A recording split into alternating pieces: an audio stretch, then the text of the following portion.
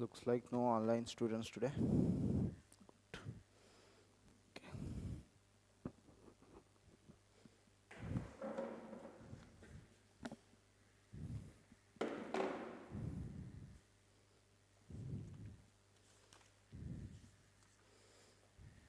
Okay, so last class we have seen one problem, right?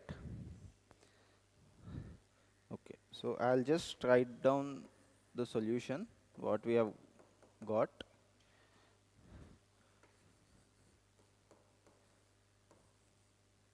So we have got minimize z equal to,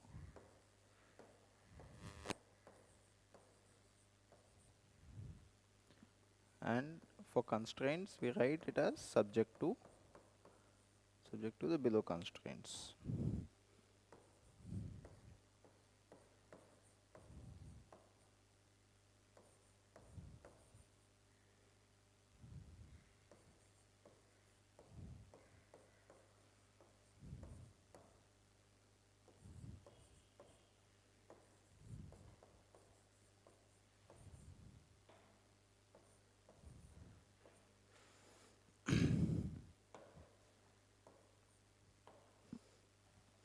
Okay, so this is what we have got in the first problem last class, right? Okay. So we have seen the different types of solutions, right? Basic solution, optimal solution, basic feasible solution, right? Yeah. Okay.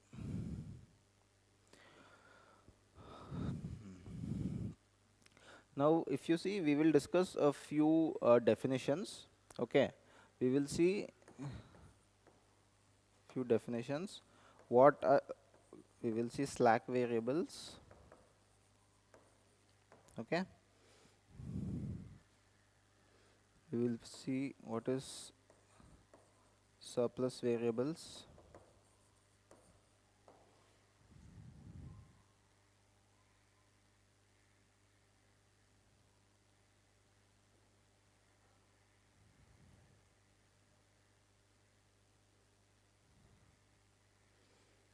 Okay, and then we will see different forms of LPP. Okay, so we will see what is general or primal form, and we will see what is a canonical form, and we will see what is a dual LPP. Okay, so we will cover these in today's class. Okay, so your objective function, it will either be a minimize or a maximize function, right? So this function which you derive from, given scenario or the given question, so this is called your general or primal LPP. Okay, this is your general or primal LPP. So whatever questions he asks, he will ask you to give an objective function. So the objective function which you derive, it is a primal LPP. Okay, and these are your constraints. Okay, so if you see, these are inequalities, right? So let us take an example. Say x1 plus 2x2 is less than or equal to, say, some constant k1, right? So in this case, this is an inequality. Okay, so if you make an assumption saying that, okay, this is less than, so let me go and add a constant, say s. Okay, so that will make it equal to k1. Okay, so this is less than this, so you're adding some constant, and if you're adding some constant and you are getting it equal, Okay, you are deriving an equal form. So this is called a slack variable.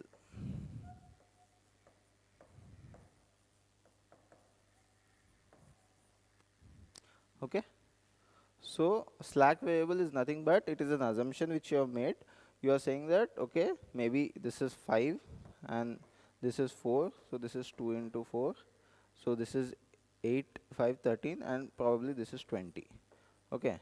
So this is suppose the equation just for an example. So you are getting 8 plus 5 is 13 is 20. So what will be the value of s? S will be 7. Right. This is called a slack variable. Similarly, what is a surplus variable? So if you have an equation like say x1 plus 5x2 is greater than or equal to some constant k2. Right. Now this part is greater than your constant value. Right. So what should you do? You should ideally subtract, right? So x1 plus 5x2 minus say s is equal to k2. Okay. So this is called surplus variable. Okay. So if you are making an equality, if it is greater than, so you have to subtract. So that is called a surplus variable. So it is you are just deducting the surplus. Okay. And if you are adding, it is a slack variable. Okay. So that is slack variable and surplus variable. Okay. Now let us see forms of LPP. Okay. General and primal form.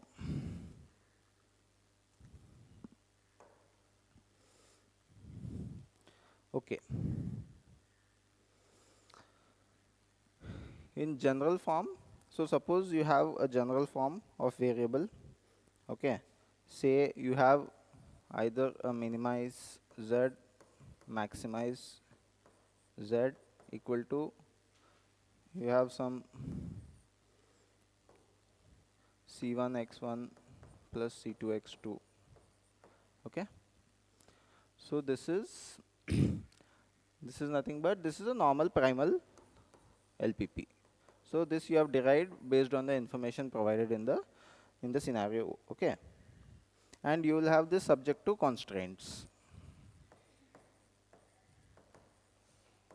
Okay, so you can have constraints like a1 x1 plus a2 x2 greater than or greater than equal to say b1. Okay, a2 x1 plus say a3 and a4 x2 less than or equal to b2, whatever. Okay, so this suppose you have this. This is a primal LPP. Now, how can you derive a canonical LPP from a primal LPP? Okay. So the main there are two steps for deriving of canonical LPP. Okay. You can note this down. These steps are common for all LPP questions. Okay. So if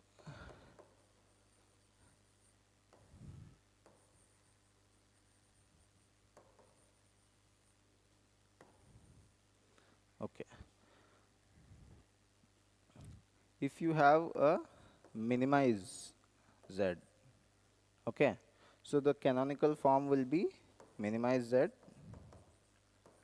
and you will have to make this is the constraints. Okay, should always be sorry greater than or equal to.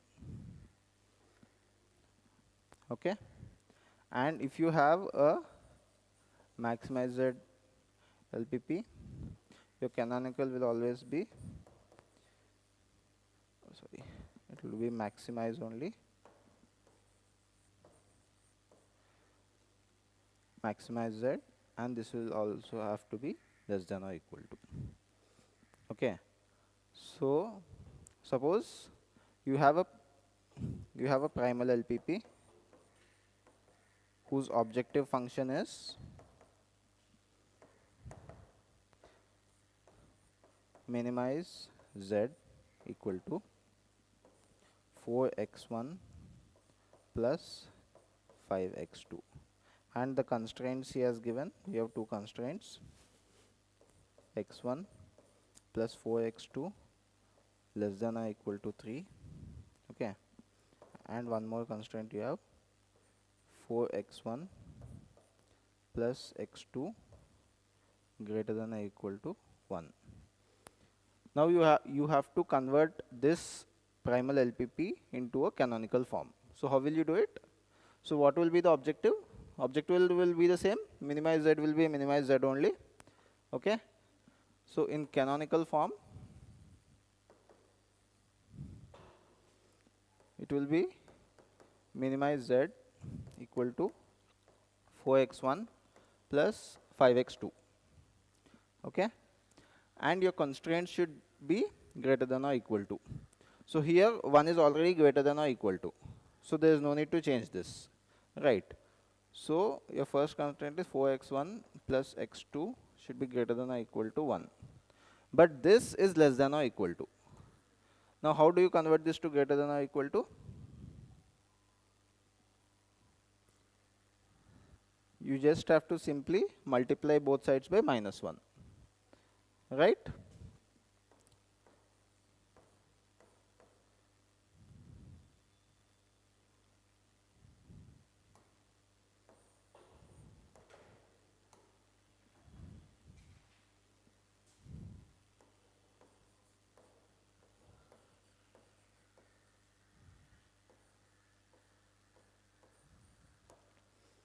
Right?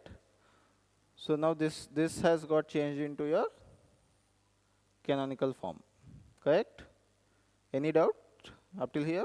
So if this would have been negative, then you should have multiplied that also. Correct? Okay.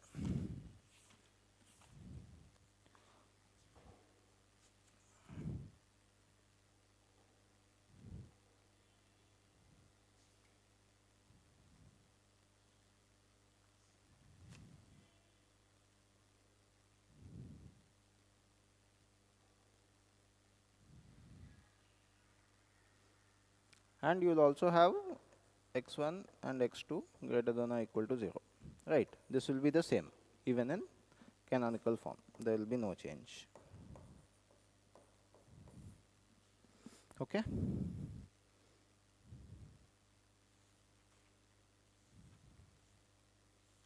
These are just different forms of LPP. Okay?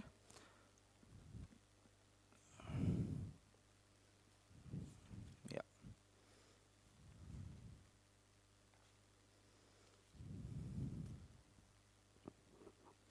Okay. Now there's something called as dual LPP. Right? So your questions in the exam will be, he will give you a primal or a canonical LPP and he will ask you to derive a dual LPP. Okay. So there are steps involved in that. We will look at that in a problem. Okay. Before that, let us solve 2-3 problems so that we are confident in our primal LPP derivation first, and then we can go on to canonical and dual form. Okay. So illustration 2.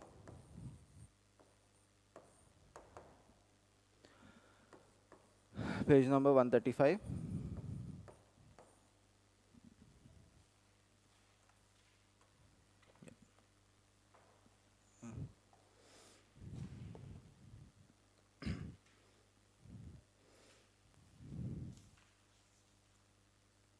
Okay. So he says a pension fund manager is considering investing in 2 shares, A and B. It is estimated that share A will earn a dividend of 12% per annum and share B 4% per annum. Growth in the market value in 1 year of share A will be 10 paisa per 1 rupee, invested, and in share B it will be 40 paisa per 1 rupee invested. Okay. He requires investing a minimum total sum will give, okay. So whatever he has invested, he needed a dividend income of at least 600 per annum and growth in 1 year of at least 1000 on the initial investment. You are required to state the mathematical formulation of the problem which will facilitate computation of the minimum sum to be invested to meet the manager's objective. Okay. So this is a simple problem. So he says a person is there,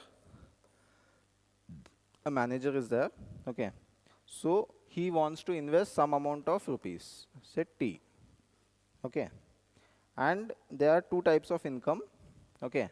One is dividend income, the other is appreciation, that is growth. Okay. He says the dividend should be a minimum of 600 and the growth should be 1000. And he wants you to find out the minimum value he has to invest in two shares A and B, so that his dividend is 600 and growth is minimum 1,000. I mean, okay. So simple. The question is clear. Okay. So let us see what he means. Yeah. So there are shares A and B. Okay. So the first step is, let us assume variables. Okay. So let us say x1 is invested in A and x2 amount is invested in B. Okay. So your objective will be minimize z equal to x1 plus x2. Correct? So you have to have the minimum amount that should be invested in x1 and x2. Okay. Yeah.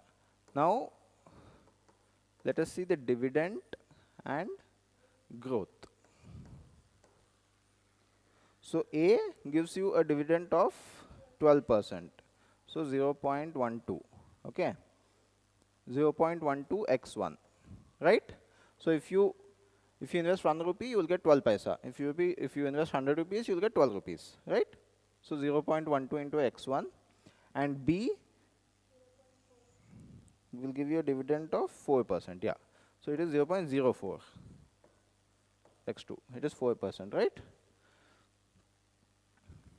And growth, it says 10 paisa on 1 rupee invested. So that is 10%, right? 10 paisa on 1 rupee. Correct? On 1 rupee, that is 0.1. So 0.1 into x1. And for B, it is 40 paisa. So 40 by 100 equal to 0.4 x2. Clear until now? Right? No confusion. Okay. And now he says dividend you should get a minimum of 600 rupees and growth you should get a minimum of 1000 rupees. Right? So now we know the constraints. Constraints are nothing but 0.12 x1 plus 0.04 x2 should be, it should be greater than or less than?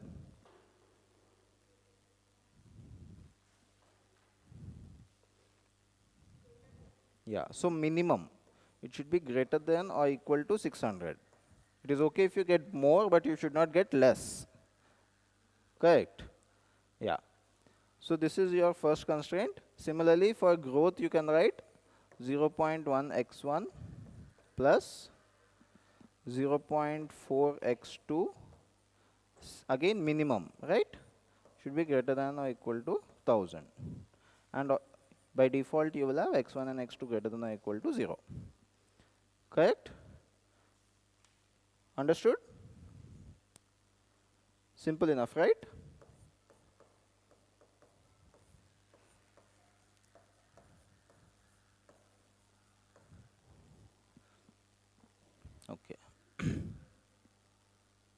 Any doubt?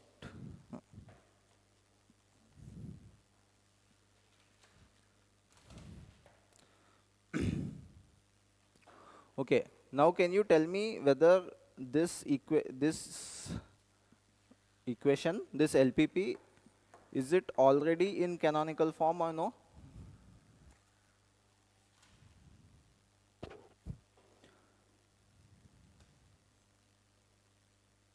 It is already in canonical form, right?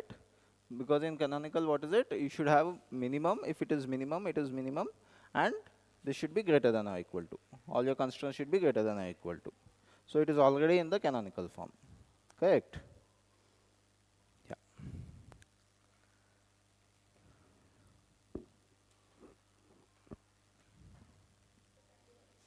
Yeah, yeah.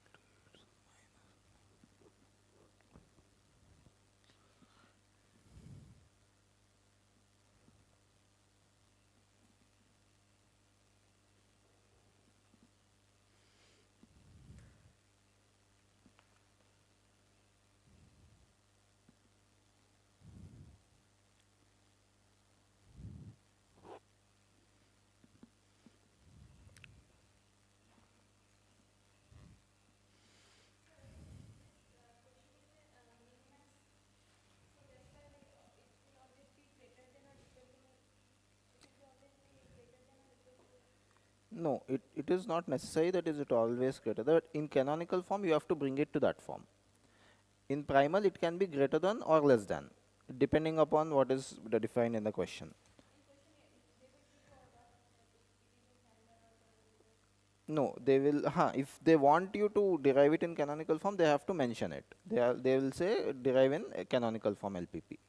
Or if it is in dual, they will ask you to derive in dual LPP. Okay. Okay, you can try illustration 3 as homework. Okay.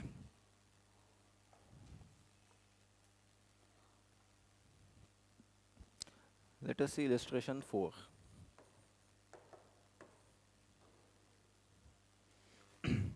Okay.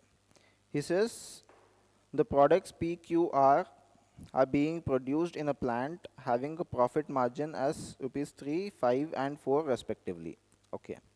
The raw materials A, B and C are of scarce supply and the availability is limited to 8, 15 and 10 units respectively. So specific consumption is indicated in the table below. Fine. So you have three products P, Q and R and you have three raw materials A, B and C. Okay. So for P you need 2 units of A, 3 units of B and 0 units of C. And for Q you need 3 units of A, 2 units of B and 2 units of C. And for R 0 units of A, 4 units of B and 5 units of C. Okay. And he has given you the margin. Margin for P is 3, 4 and 5. Okay, and the available raw material is also given. So you have 8 units of A available, 15 B and 10 C. Okay, so write down the problem mathematically for maximization of profit margin. Oh, 3, 5 and 4. 3, 5 and 4. Okay. Okay. Now he says write down the problem mathematically for maximization of profit margin. Okay. So can you tell me what is the objective function here? He says maximize profit margin. So how can we derive profit margin?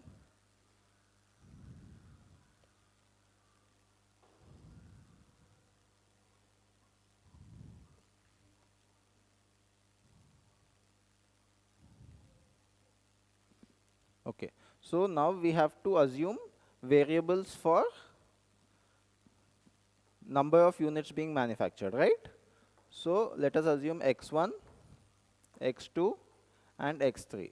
So what will be your total profit? Total profit will be 3 into number of units of x1 plus 5 into number of units of x2 plus 4 into number of units of xr, correct? So, and this is a maximize z. Okay, so this is your objective function, correct? Yeah, now we need constraint. So subject to the constraint. So raw material A, only 8 units are available, correct? So for A, the consumption will be 2x1 plus 3x2, there is no x3, so greater than or less than? Yes, because maximum 8 units can be consumed, not more than that. Less than or equal to 8. Okay. Similarly for B, the consumption will be 3x1 plus 2x2 plus 4x3 less than or equal to 15.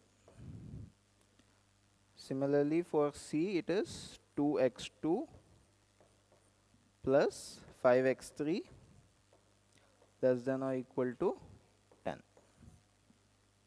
Okay. So your first step should be you have to find the maximization and you have to assume the variable for that.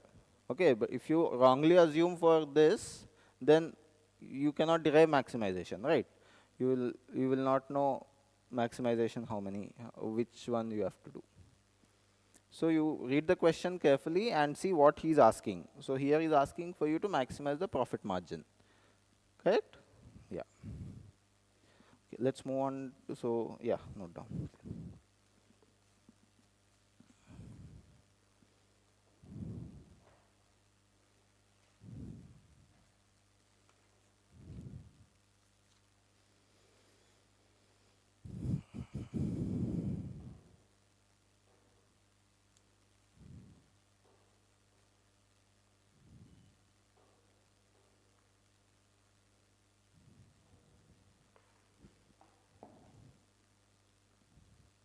So after listening to the class, go home and practice on your own, okay? Only then you will remember. Otherwise, if you just open the book before the exam, you will forget everything which you have learnt in class.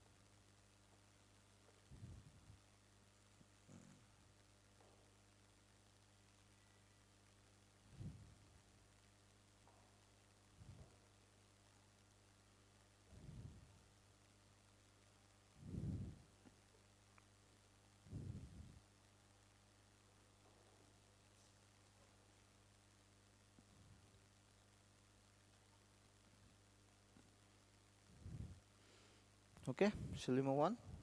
Yeah. Let's see the next problem, illustration 5. Okay, so here he says a bank is in the process of formulating its loan policy involving a maximum of 600 million rupees.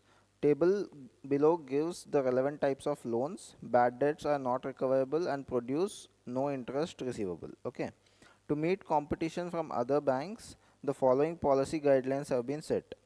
At least 40% of the funds must be allocated to agricultural and commercial loans. Funds allocated to the housing must be at least 50% of all the loans given to personal car housing. The overall bad debt on all loans may not exceed 0.06. Formulate a linear program model to determine optimal loan allocation. Okay. Okay. So here, if you see, he has given you the types of loans, interest rate, and the probability of bad debt. Okay. So he has not given you minimize or maximize. So can you tell me what should should we do? What we have to find? What is our objective function?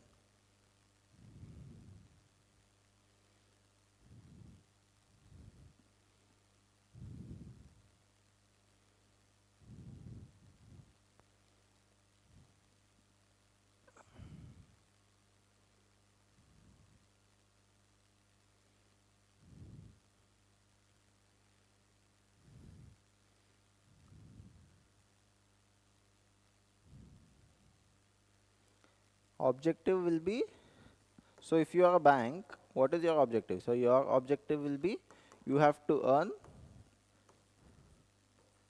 maximum interest, correct? Or income. That will be your objective, correct?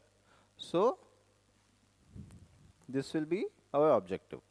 Okay, so let us see what all types of loans. So you have personal, car, housing, agriculture, and commercial.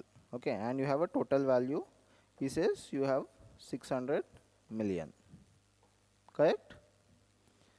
Okay, so let us assume x1, x2, x3, x4, and x5. Okay, and you have your interest percentage, also the bad debt probability.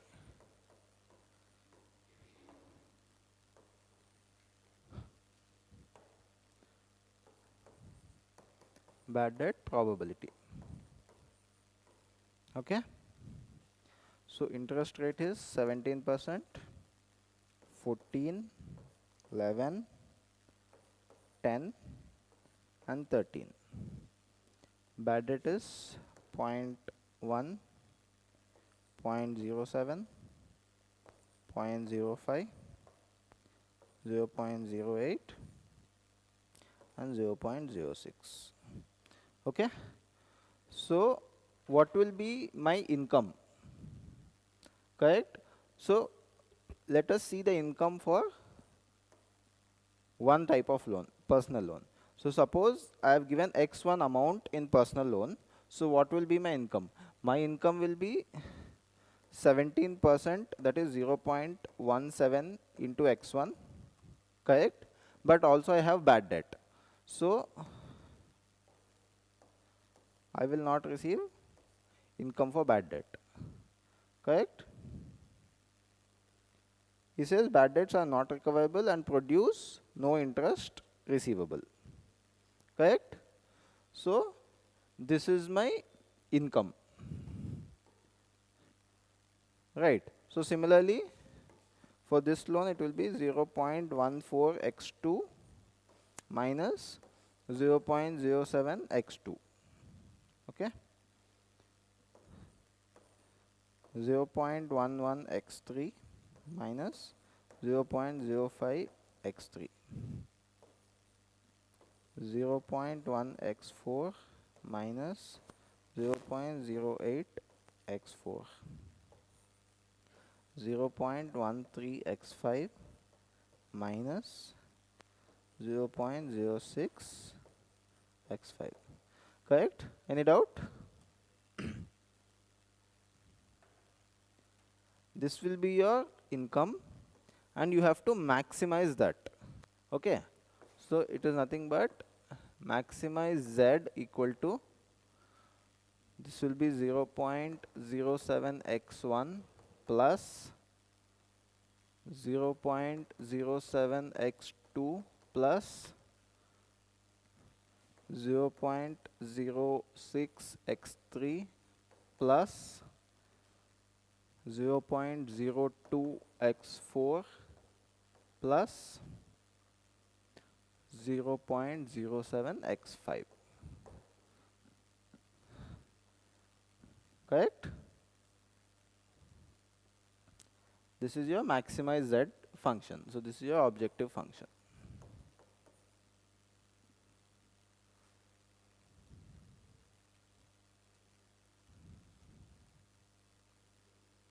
Okay, you can note this down.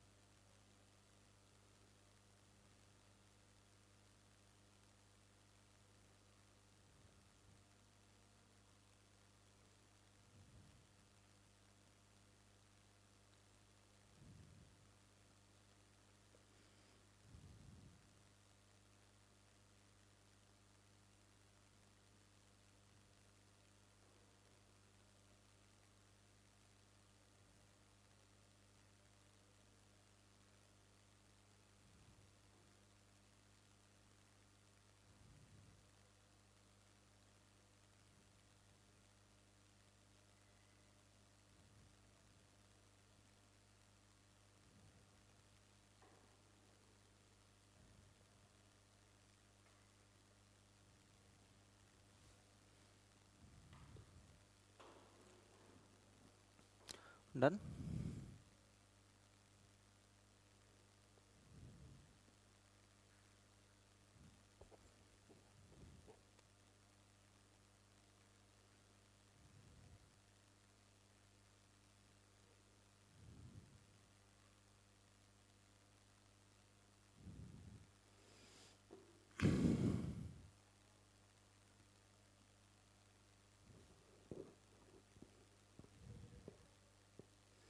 Okay. Now let us look at the constraints. Okay. So you have your maximize function.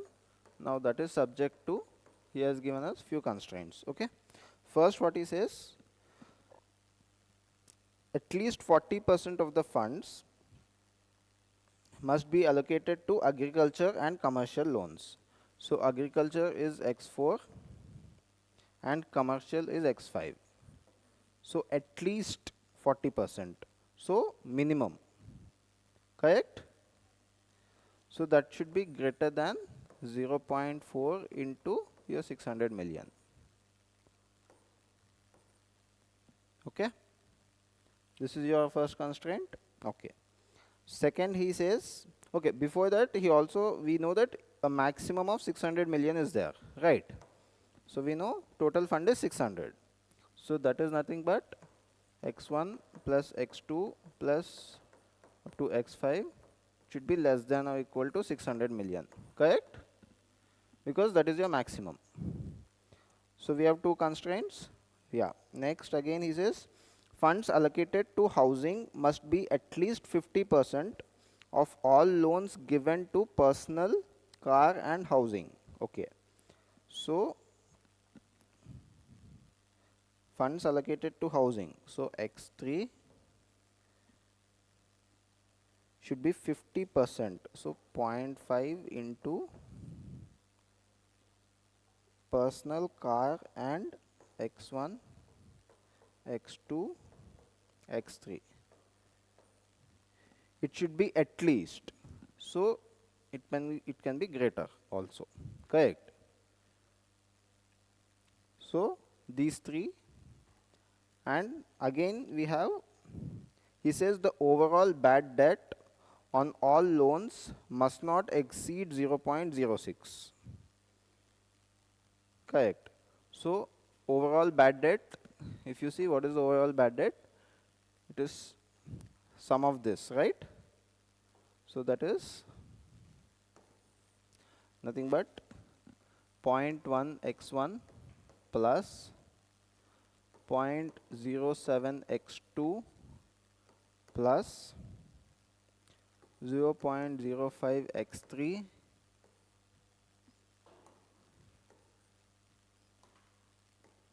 5 x3 plus 0.08 x4 plus 0.06 x5. Okay, should not exceed so should not exceed is less than or equal to 0.06 into total fund, correct?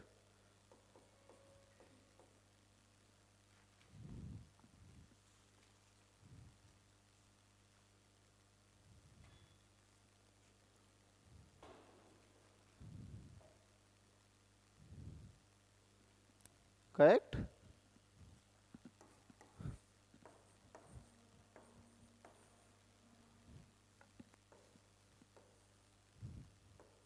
And you have x1, x2, x3 to x5 greater than or equal to 0.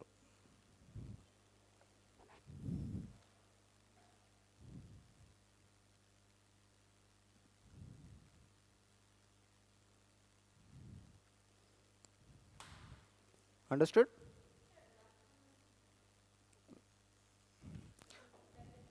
Yeah.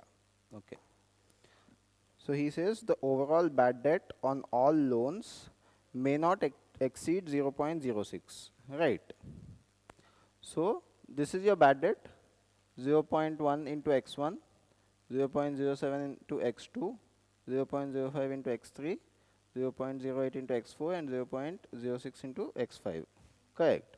So this value, the whole of this value should not exceed 0.06. So it should be less than 0.06. This is probability, right? 0.06 into the total fund. Correct.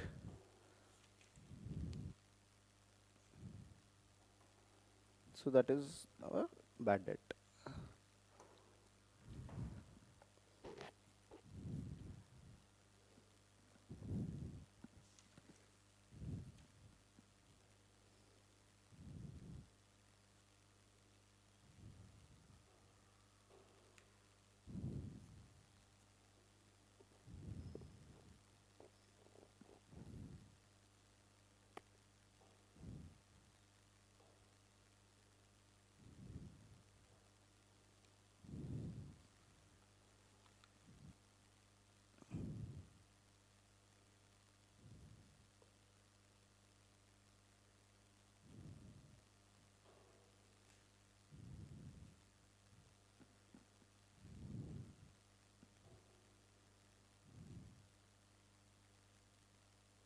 Are you able to follow LPP problems?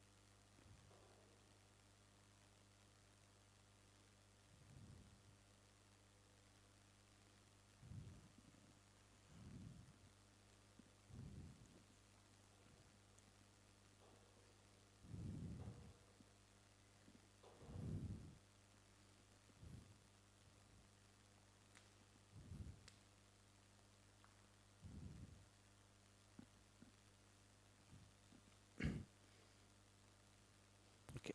So try out problems number 6, 7 and 8. Okay. These are similar to what we have worked out. Okay.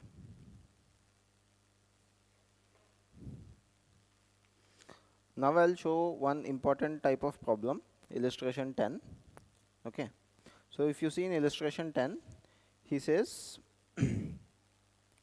1 unit of product A contributes 7 rupees and requires 3 units of raw material and 2 units of labor. 1 unit of product B contributes rupees 5 and requires 1 unit of raw material and 1 hour of labor. Availability of raw materials at present is 48 units and labor hours is 40 hours. Okay. So the first part of the problem, he says formulate an LPP. Fine. So we have been doing that for all our problems.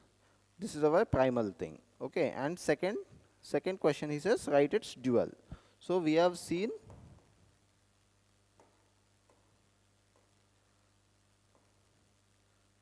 up to now we have seen primal and we have seen canonical, right? So here we are going to see the third type, that is dual LPP. Okay, so for deriving of dual LPP, we have a series of steps. Okay. Before that, let us first derive the primal LPP. Okay. So you have two products A.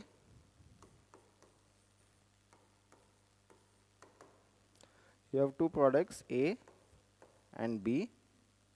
Okay. You have raw materials and labor. Okay. A requires 3 units of raw material and 2 units of labor. And it has a contribution of rupees 7. Okay. B has a contribution of rupees 5 and it requires 1 unit of raw material and 1 hour of labor. Raw materials, we have 48 units. This is available units. And labor, we have 40 hours. This is the question.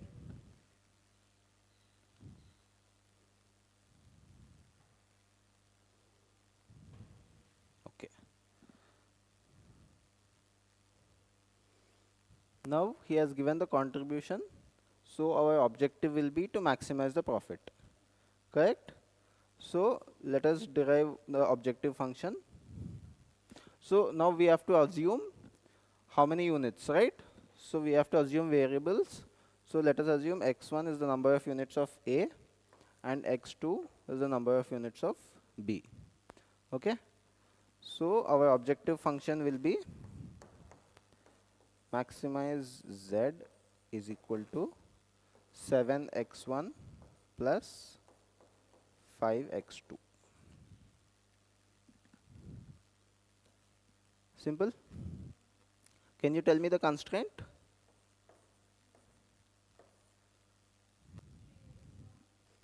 Three x1 plus x2 correct, 2x1 plus x2. I think I've written it wrong. No? He says, oh no, correct, less than or equal to 40. This is correct only. Yeah, and you also have x1, x2 greater than or equal to 0. Yeah, because we should not have equal to 0, it will become a degenerate solution, and we should not have non-negative constraints also, because we cannot make minus a, right? We have to produce some quantity of positive quantity. Okay. Now, can you tell me whether this is in canonical form? Yes or no?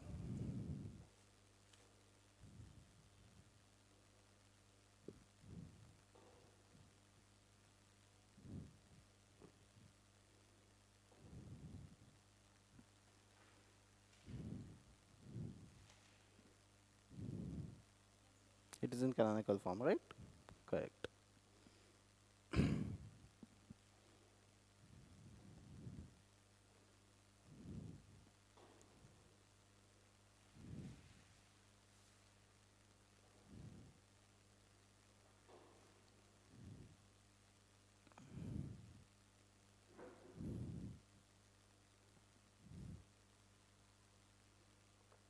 Okay.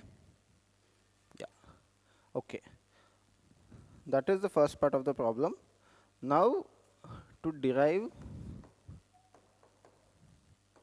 a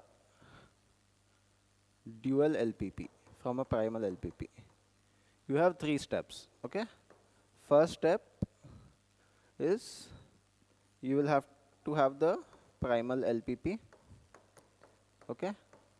Second step will be you have to derive canonical LPP from primal LPP. Okay. Third step will be you have you will what will happen is your number of, let me write it this way, you will have to transpose coefficients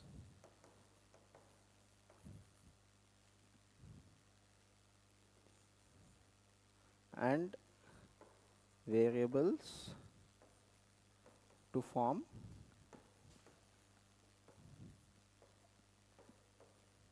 dual LPP. You write down these steps, I'll show you how we have to derive the dual LPP. If your equation is already in canonical LPP, then there is no need to again derive. If it is not, then you have to.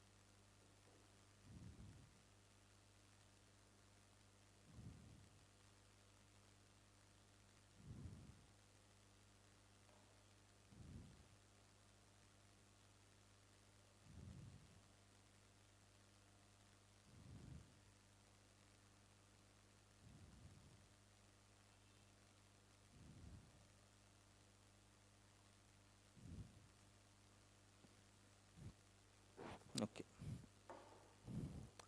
So we have our canonical LPP. it is 7x1 plus 5x2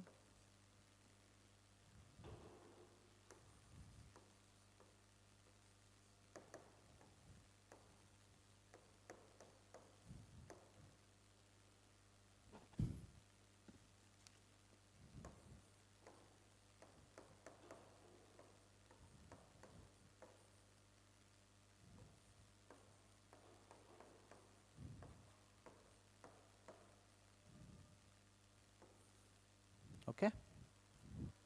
Okay, so now our third step is we have to transpose, right?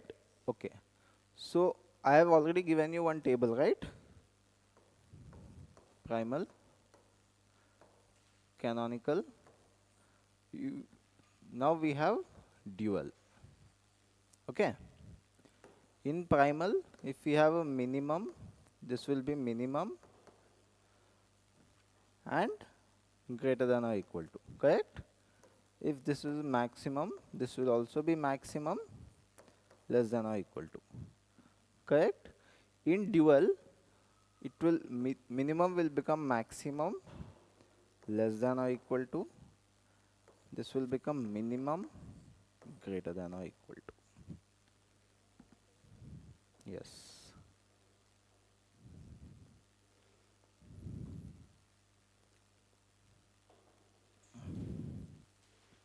Okay, so our dual equation, which is now this is our canonical, this is maximum, right?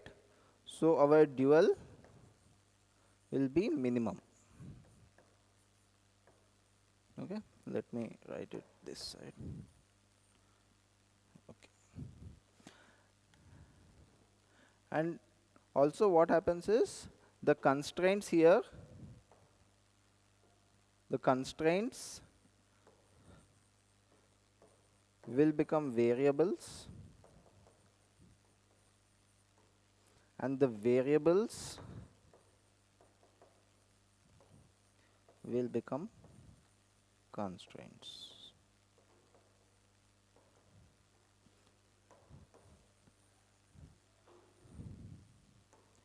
The variables I'm for this, sorry,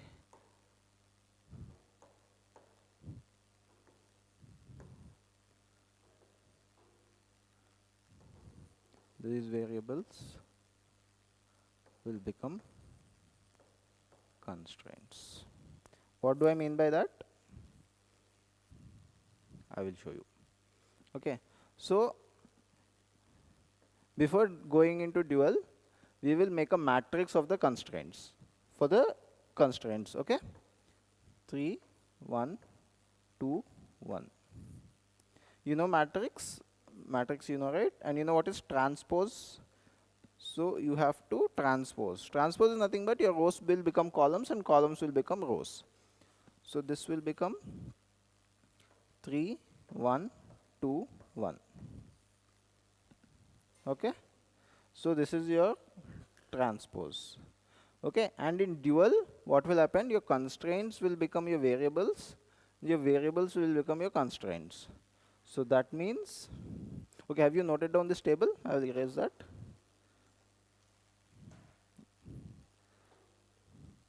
So this table you have to know by heart. If you know this table, your problem is over.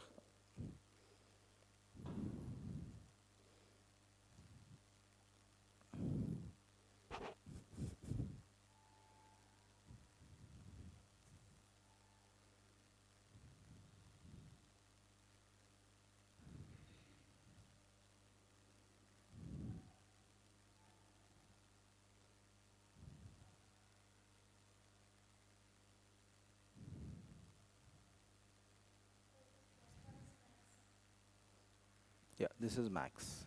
This is min. Yeah.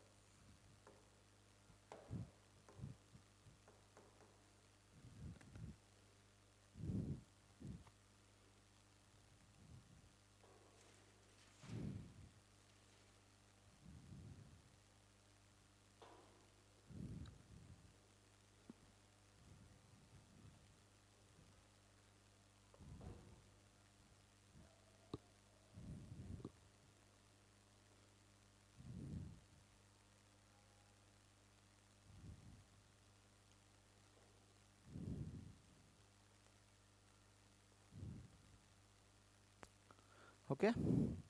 Yeah.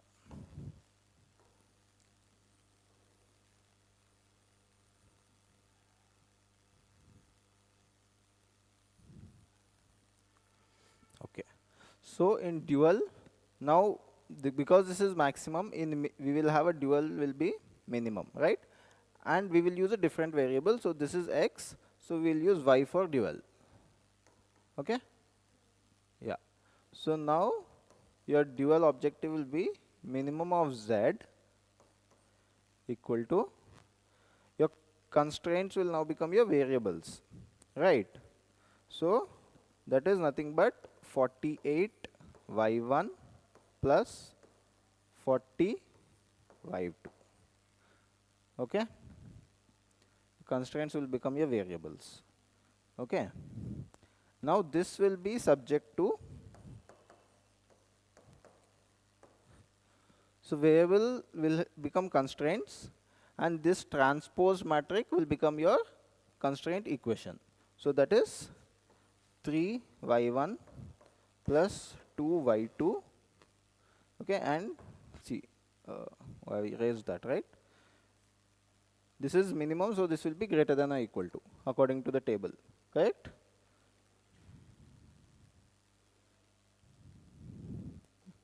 This will be greater than or equal to 7,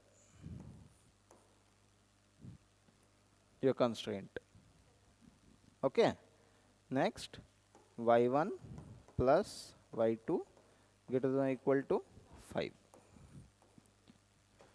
y1 and y2 greater than or equal to 0. Okay, so these are the steps for deriving a dual.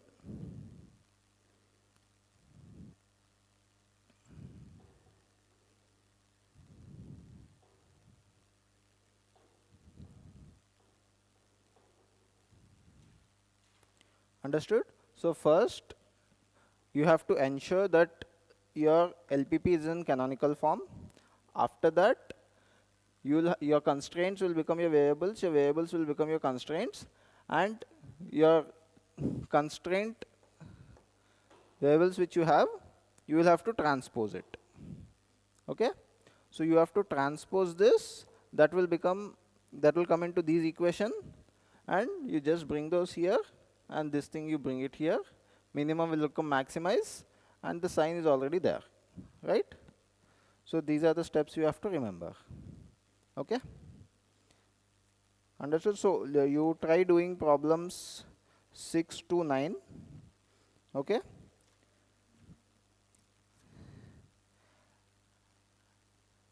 And 11, I think, is the same problem as your 4. Okay? 11 and 4 is the same, but in 11, you are required to get a dual also. So it is an extension of 4. Okay? So that also you try. Now this has 3 equations, right? 3 constraints you have. So you try that out. You see whether you will be able to do it or no. Okay, we'll discuss it in the next class. Fine. So complete till problem number 11. We will proceed again in the next class, right? Okay. Any questions?